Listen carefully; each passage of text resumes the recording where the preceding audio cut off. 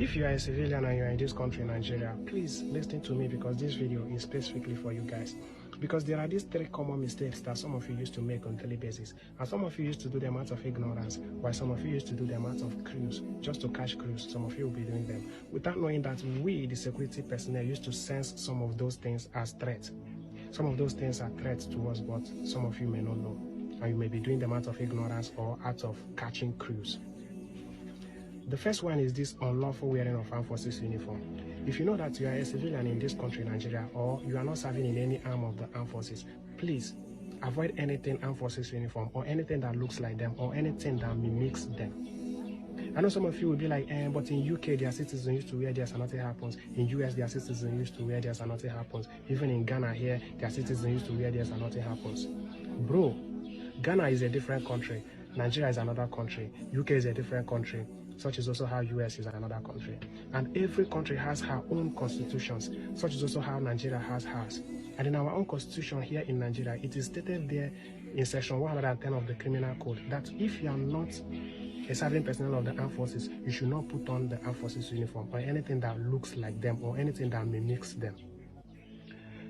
And if at all you should put them on, it should be under one condition, and that one condition is if you are being authorized by the president or by the governor, or if you want to use them for an authorized event, such as an authorized entertainment. That is what section 110 of the Criminal Code said. But it did not end there, because section 251 of the same Criminal Code still repeated what section 110 said, but still stretched it further by saying that if at all you should use them for any authorized entertainment or any authorized event, you should make sure that whatever you are doing on that stage does not in any way dent the image of that uniform. But what are we seeing today? Just scroll on your TikTok or on Instagram or Facebook. You will see so many content creators who may be trying to act skit or maybe trying to act like a soldier. You will see them putting on the uniform, but their exhibition in that skit will in one way or the other dent the image of the uniform in most cases. Such was how I saw one on my FYP. The guy was trying to act like a soldier, but on the process he was busy drinking a full bottle of beer like this. And that alone has dented the image of that uniform, thereby contravening that section 251 of the Criminal Code.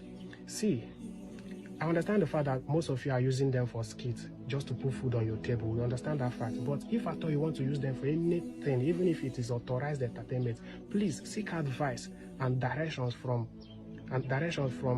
serving personnel. Because this uniform that you are seeing, it has its own rule. It has its own rules and regulations. There are many things that you can do while in uniform and many things that you cannot do while in uniforms. It has its own personal laws. Seek advice from serving personnel. That one aside. The second one is this overtaking and double crossing of a military convoy or military patrol convoy or military patrol van.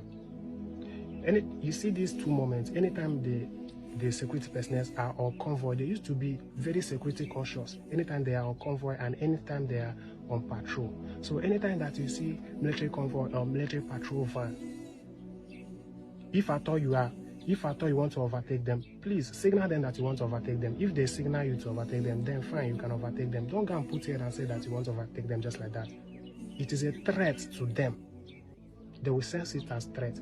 And if at all you are behind them, maintain a certain distance. Don't go and be following them bomber to bomber, because that alone is a bigger threat to us.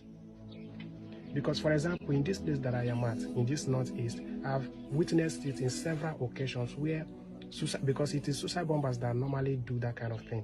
They will just load explosives in their vehicle and they will just be looking for any military convoy or any patrol van to ram into so that everywhere will explode, or where there is multitude to ram into with their vehicle so that everywhere will explode.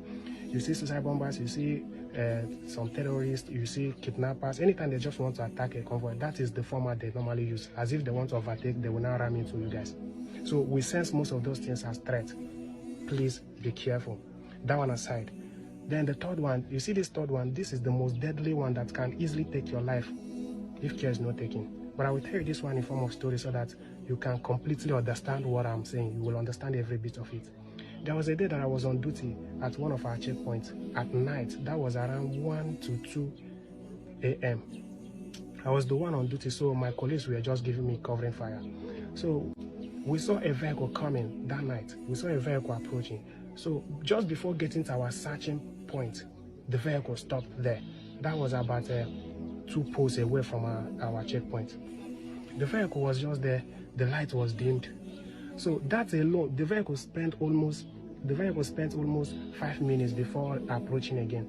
You see that about 5 minutes interval that the vehicle was parked there, that got us battle ready, in such that all of us cocked our rifles and we were just ready. We were just watching to see, we were just observing to see if there would be any kind of funny movement or funny sound coming from that place so that we can take action, terrible action for that matter. But at about 5 minutes interval, the vehicle started coming again. Then when the vehicle got to my spot, I stopped the vehicle. Then I asked the young man, why did he stop there? I was even thinking maybe the vehicle developed fault and that's why he stopped, because sometimes your vehicle may develop fault unannounced. But could you imagine that young man stopped there just to ease himself? Him and his family, because he was with his wife and their 3 kids. Then after searching him thoroughly, because we have to search him thoroughly, because what if you are approaching a checkpoint, just before getting to their searching point, you park there for a while and start coming again, immediately they will start suspecting you, because it will look as if as you saw them, you park there to readjust yourself before coming. So that thing alone will tag you, that exhibition alone will tag you a suspect. So they will search you like a thief. So after searching him, I now caution him never to take such risk again, that if at all he wants to ease himself at any place around any checkpoint, he should make sure that he has already crossed that searching point or crossed the security personnel before parking at any close by to ease himself, that he shouldn't take such risk again. So you see those 3 things: unlawful wearing of armed forces uniform, and the second one, which is overtaking or double crossing of military convoy, and this third one, which is parking before getting to the searching point at any checkpoint. Please avoid them. They are too risky for you and they are threats to us. Please avoid them.